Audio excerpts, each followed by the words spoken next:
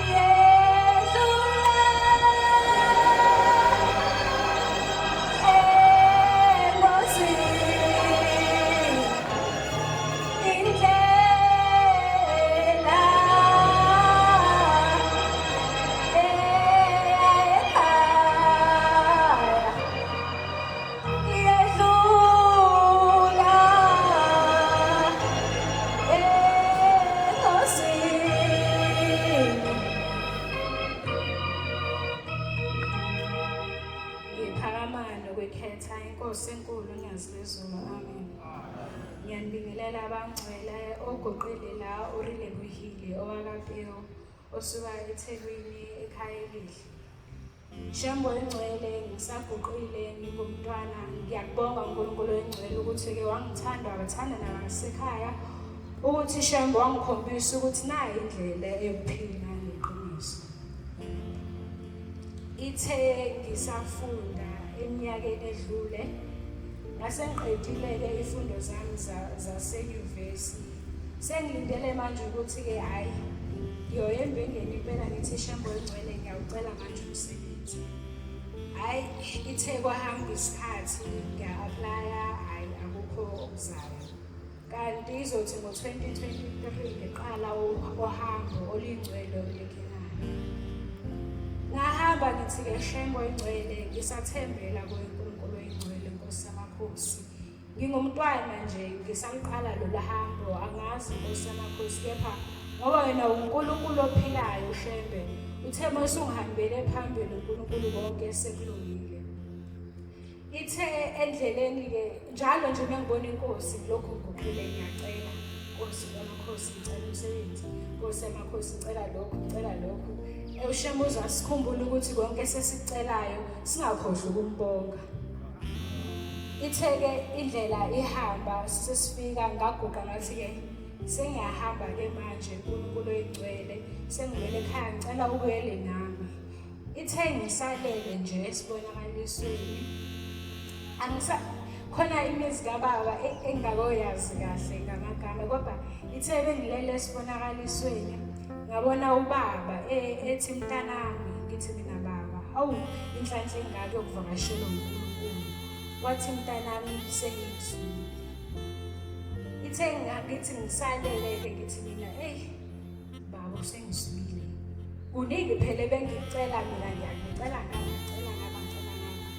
Ithe ngivuka ngithi ma yazi ngivuka nalesi sibonakaliso esikanje athi hawu mntanami, hawu inkosi izikhulu. Ithe kusanjalo ngihlezi angithi uNkulunkulu-ke afike manje inkinga yethu asinakho ukulinda shembe sikhumbule ukulinda uNkulunkulu oyingcwele. Ithi sahamba endleleni ngithi mina awu baba, kanti uNkulunkulu uthe sikuzolunga kanti kulungani. Ngiye kumama athi mama mntanami ima.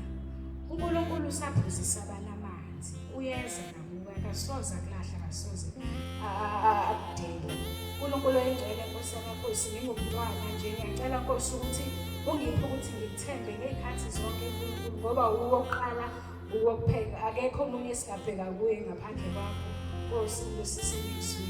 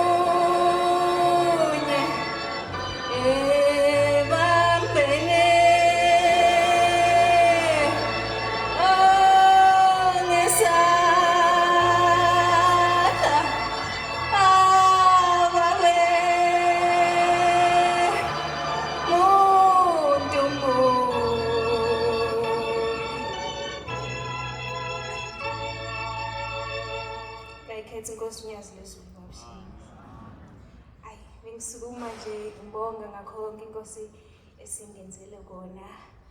Akukho okuningi Inkosi besisebenzile. Amen.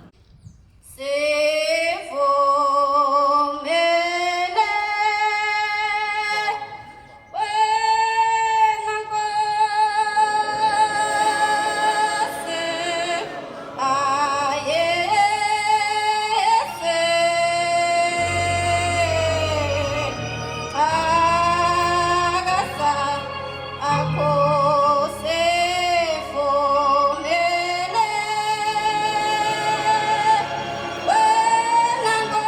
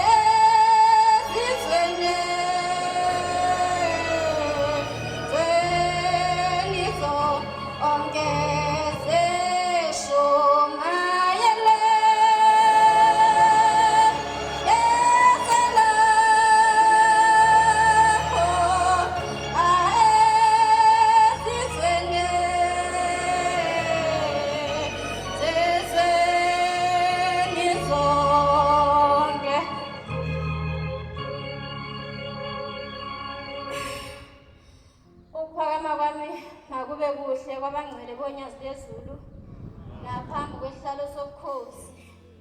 MaNazaretha, sikhuluma nje namhlanje uShembe uSentabazi. Sikhuluma nje namhlanje siphuma esifungweni singamakhosazana.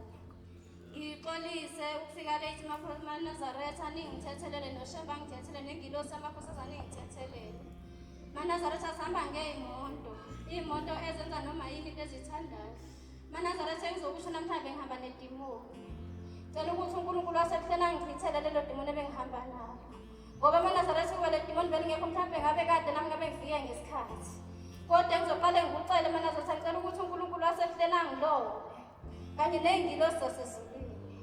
MaNazaretha lo uguqile ubongiwe ngathi isibongo anisiqali wamhlongo usuke enquthu. MaNazaretha nami ngumntwana ngimncane bengakhonanga ukuphumela ku-25 ngenxa yesikole MaNazaretha ney'moto zinendawo enkulu. Kodwa MaNazaretha engizokusho kakhulu ngizokhuluma ngokuyiphatha kwamakhosazana. Ngiphinde ngikhulume nangokuyiphatha siyitsha MaNazaretha inabasho. MaNazaretha abathu ababethu abadala bathi uNazaretha bayokubuza kuyinabasho noma kwamakhosana amadala inabasho. Mangabe amakhosana nabasho kaShembe singayiphethe kahle uShembe uNazaretha uyobuza kithi. Thiwa mangabe uNazaretha abufa. Thiwa ilapho khona mangabe mangabe inkosazane ingekho ethempelini nomuntu oluthempelali kusho njalo antake kuphela. MaNazaretha angizukwanda kakhulu ngoba sibaningi. Bakhona ababeyile ku-25 ababemenyiwe. MaNazaretha ngizocela ukudlula kwintshumayelo. Kuthiwa ngelinye ilanga ngomunye uJulayi ngicabanga ukuthi kwakungokuJulayi ka-20 mangaphosiswa ka-2017. Thiwa kwakuney'lwane indawo lapho yasendle khona kwahlala khona iy'lwane lezi ezizingelwayo. Thiwa ngelinye ilanga kwalokhunjana kwazingela beza abazingeli. Bezozingela ilokhunjane bezozingela iy'nyamazane njengenjwayelo. Thiwa bahamba behambe ey'gangeni behambe befuna bayithola inyamazane. Thiwa bathi uma beyithola le nyamazane MaNazaretha kuthiwa bayithumela ngey'ngcanga. Thiwa bathi uma beyithumela ngey'ngcanga MaNazaretha thiwa yazama ukubaleka kodwa kuthiwa MaNazaretha kwabe kuyinyamazane yomuntu yesifazane. Thiwa le nyamazane MaNazaretha yabithwe. Kodwa MaNazaretha ngoba imizi MaNazaretha yakilimi ngaka iyona esiphephela kwela ngakhona lapho singena ey'ngozini. Thiwa nangempela MaNazaretha lelo khunjane lezingcanga zayijaha lelo khunjane lenyamazane MaNazaretha. Thiwa yathi uma igijima kwabe kuwusuku lwesabatha MaNazaretha okuyisabatha nje namhlanje. Thiwa yathi uma ngabe igijima le ngcanga yangena elo khunjaneni yagijima yabothi isikhathi lephelithwe le MaNazaretha.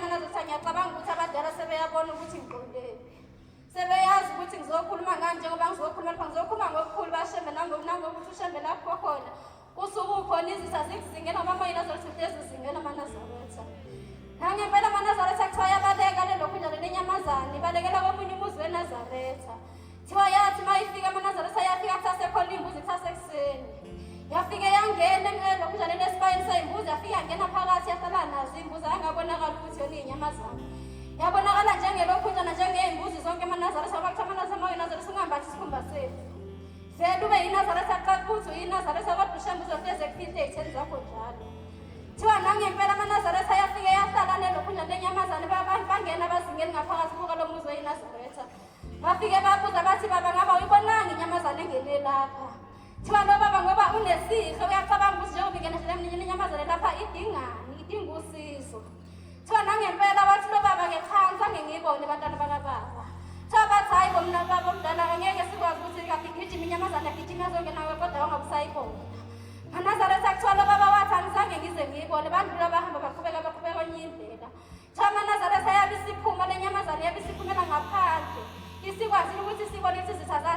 sibuyele lokuyana lahleli khona ngoba nakho ivikela umntwana wayo ngaphakathi. MaNazaretha le ntshumayela ngisho ngiqonde ekuthenini MaNazaretha uShembe uhleze nathi njalo. uShembe uhleze sigadile lapho esuke sikhona kasikhohlwa. Lapho khona wena uthi uShembe akekho kodwa usuke khona. MaNazaretha ngizokusho entsheni ngithi-ke na lapho khona usuke ukhala khona uShembe usuke kuzwa. Lapho khona usuke uthandaza khona kodwa mangibalekele emzini yeNazaretha iyaphepha. MaNazaretha njengoba ngikhuluma le ntshumayelo ngiqonda ukuthi-ke na kwangayona inyamazane lena.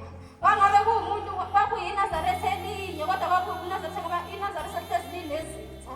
Lapho khona izitha khona zilivukela khona ilapho khona evuthela khona la kaShembe la esikhona namhlanje. Mangikhuluma ngomntwana akayithwele le nyamazane ngikhuluma ngenhliziyo engaphakathi. Ngikhuluma ngenhliziyo lena inhliziyo ekuthuma kuzo zonke izinto ezimbi kodwa uShembe akuvimba ukuthi ungazenzi. MaNazaretha singakhohlweni iy'ndlela zasemakithi.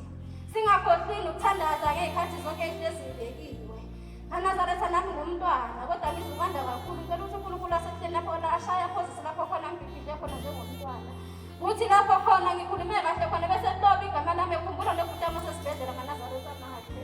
Shembe ngicela ukukhumbula umndeni wakithi osethini lomhlaba nasekhaya komama lapho ngizalwa khona. Cela inkosi ibusiseni kuzini.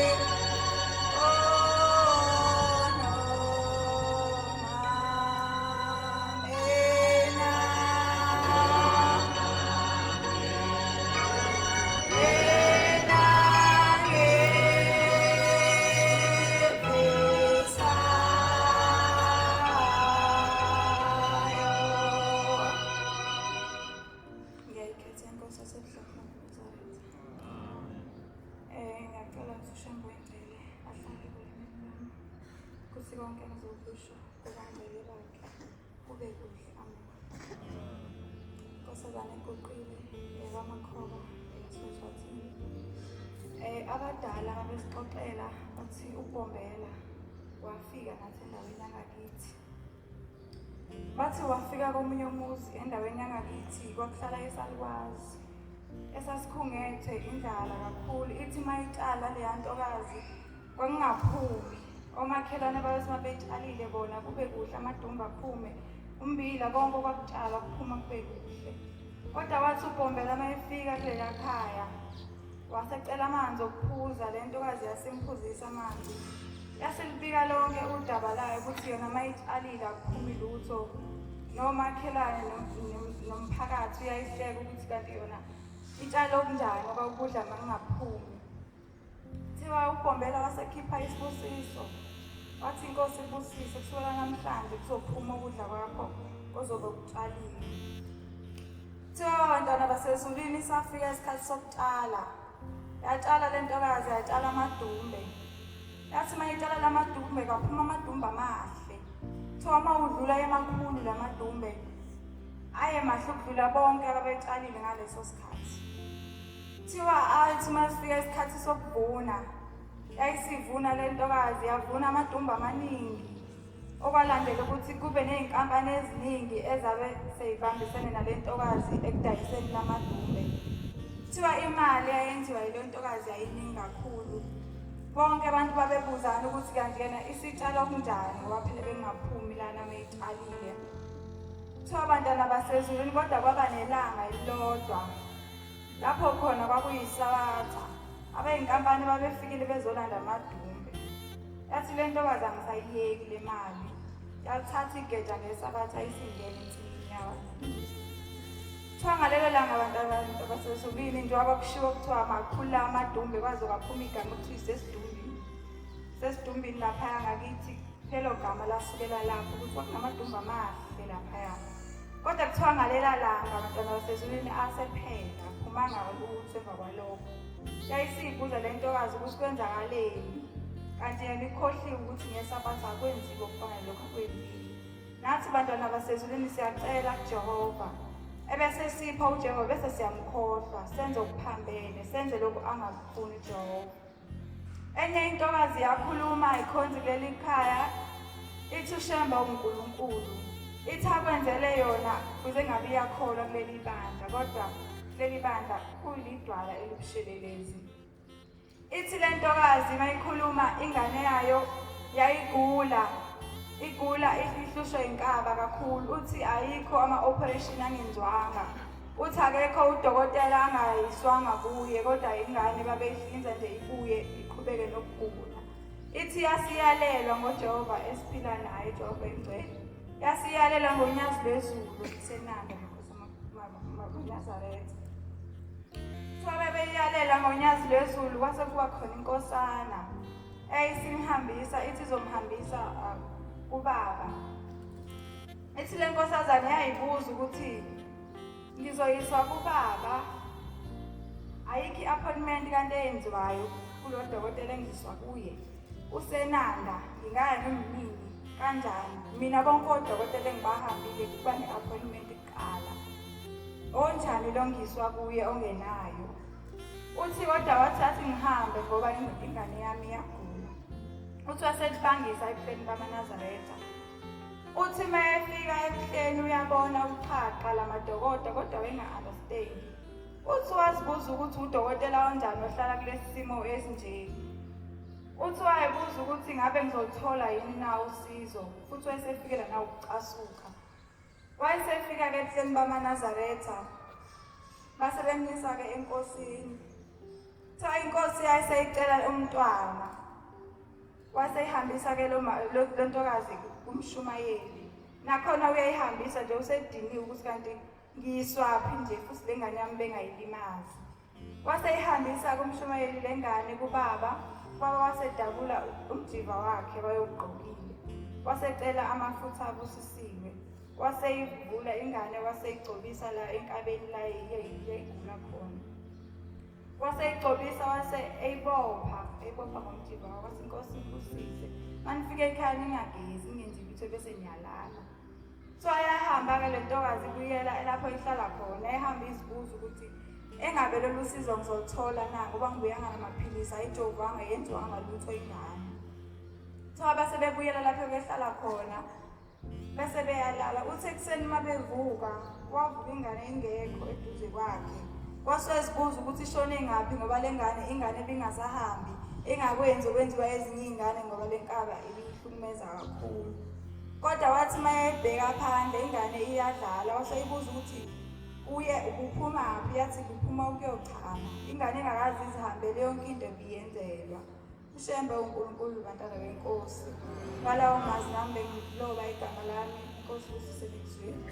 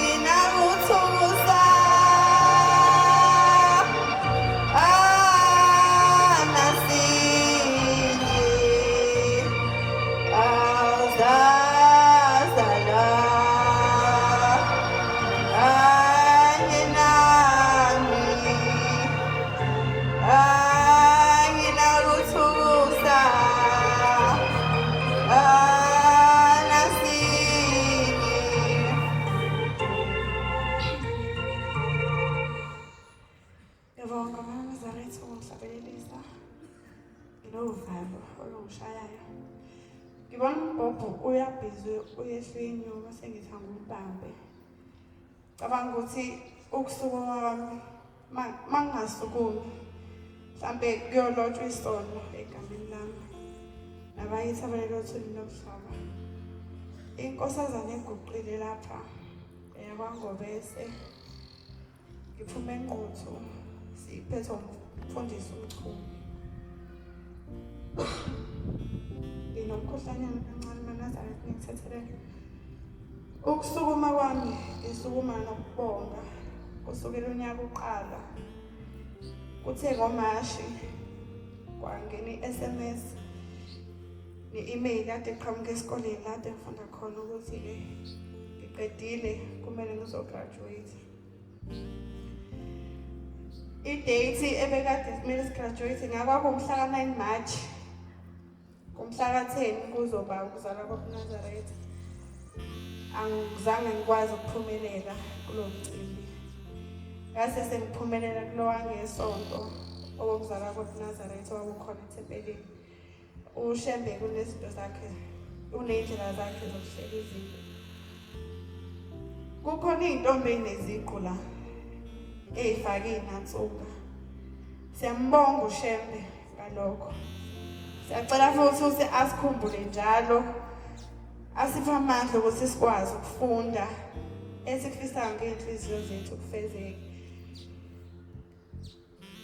Kuthe ngoJuni ngase sekubuya ade ngingekho ngahamba ngayikhaya.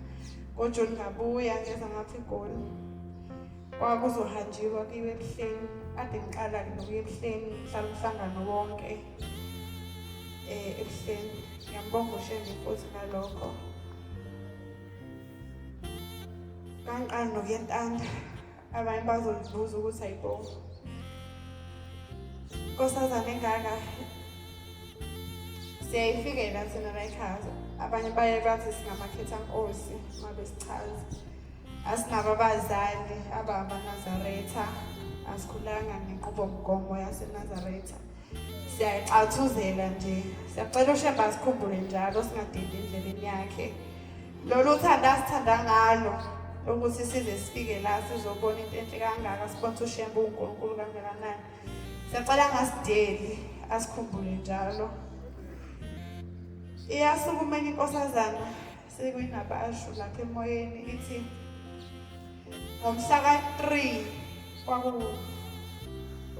uJulayi ngo-2022 uthi mase bebuye kohlolwa phezulu umhla ka-3 owaziwayo ukuthi umhla wohlolo kwamakhosazana aseNazaretha.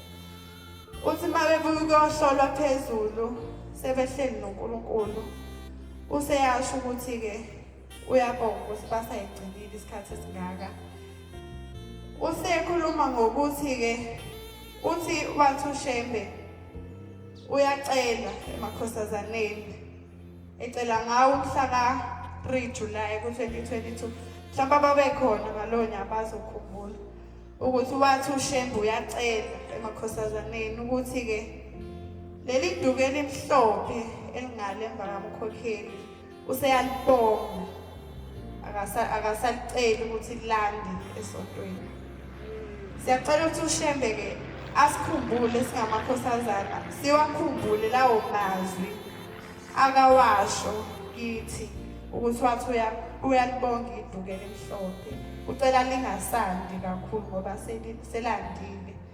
Siyacela ukuthi konke esikwenzayo siwakhumbule amazwi kaShembe ukuthi wathi useyalibonga iduku elimhlophe. Esikwenzayo singenzi ukuthi-ke mhlambe ngelilanga uyithole usungale yize singenawo amandla ezinye izinto ayikwazi ukuvimbeka, kodwa siyacela ukuthi uShembe asikhumbule lawo mazwi akawasho silandele emva kwawo. uNkulunkulu abesiseni emzweni.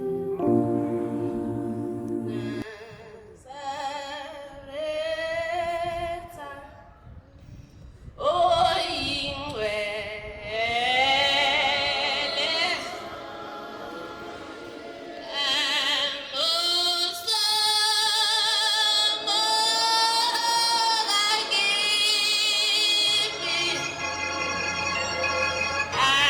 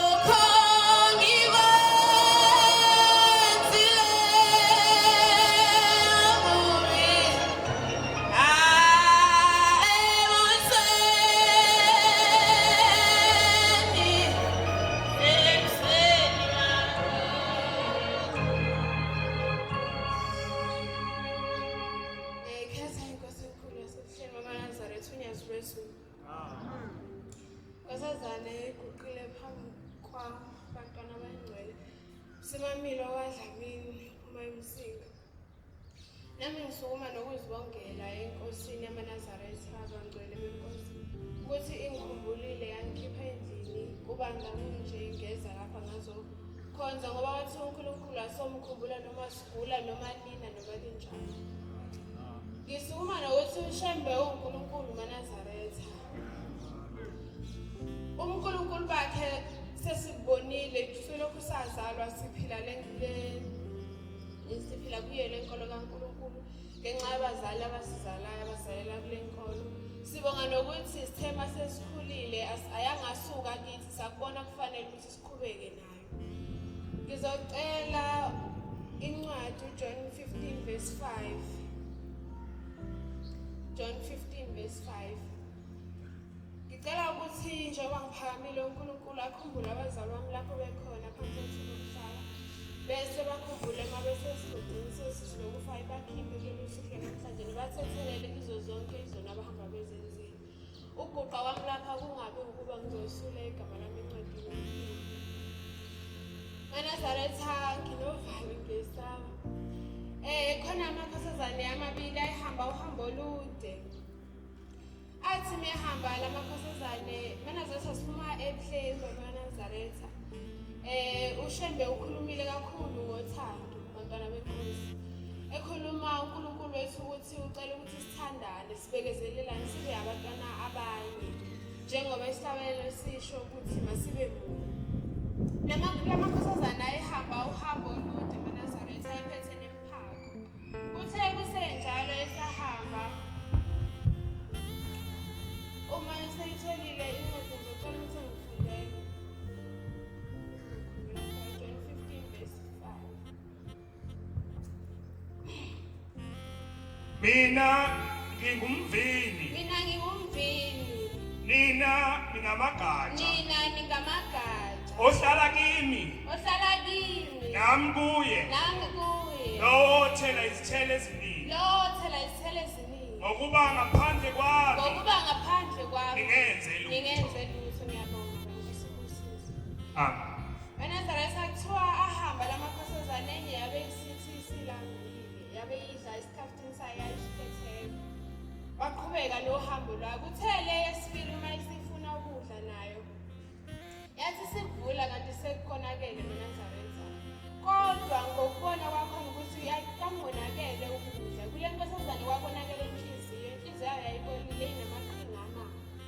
Ngoba uNkulunkulu ekhuluma maNazaretha ukuthi asimthande bese sithandana sodwa. Ukwazi ukuthi uyamthanda uNkulunkulu elinye iNazaretha ongalithanda.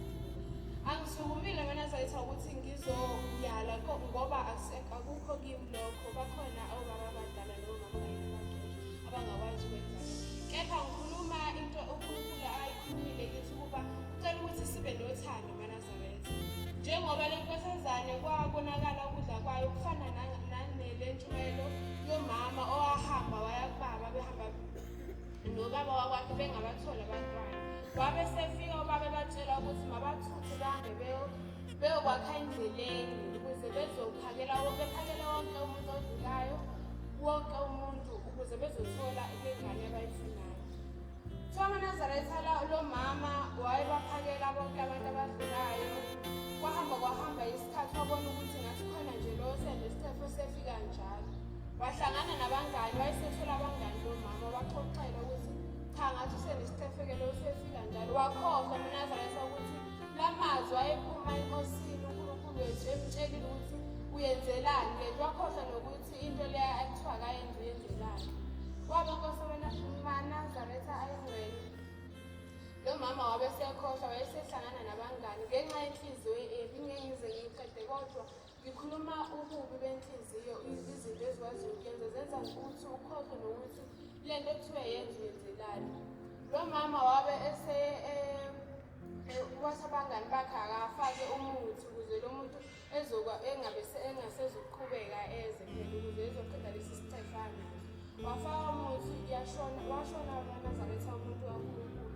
Wayesekhohliwe lo mama ukuthi le nto ayenze uyenzelani.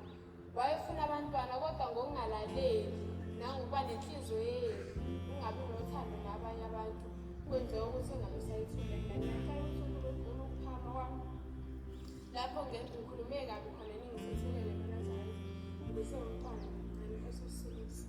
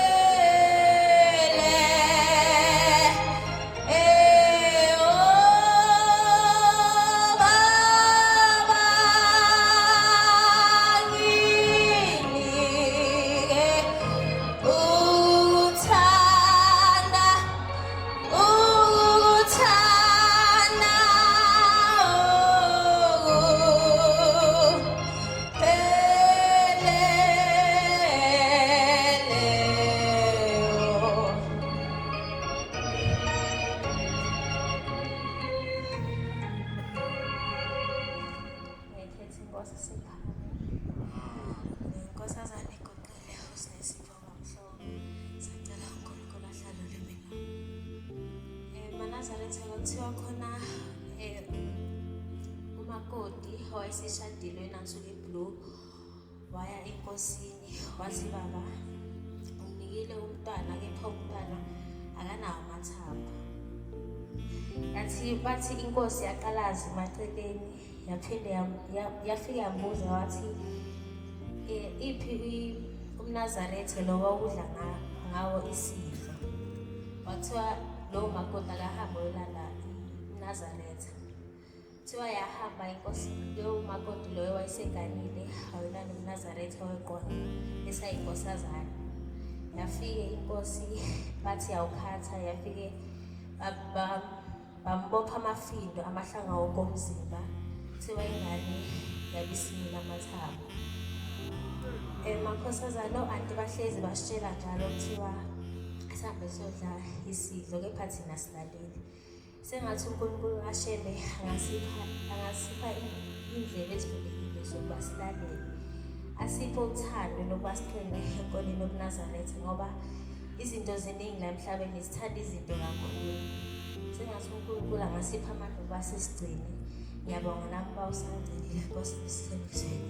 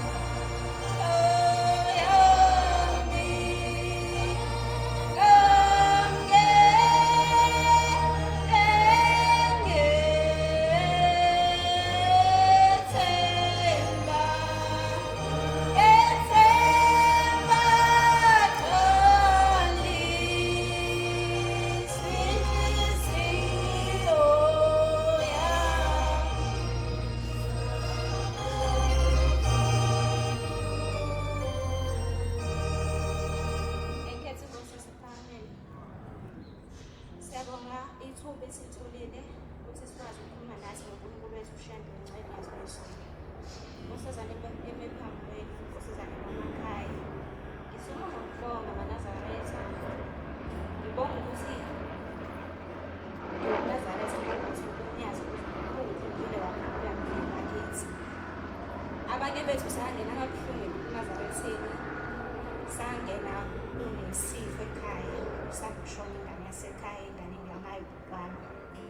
Wamenza kwi-swimming pool yasekhaya.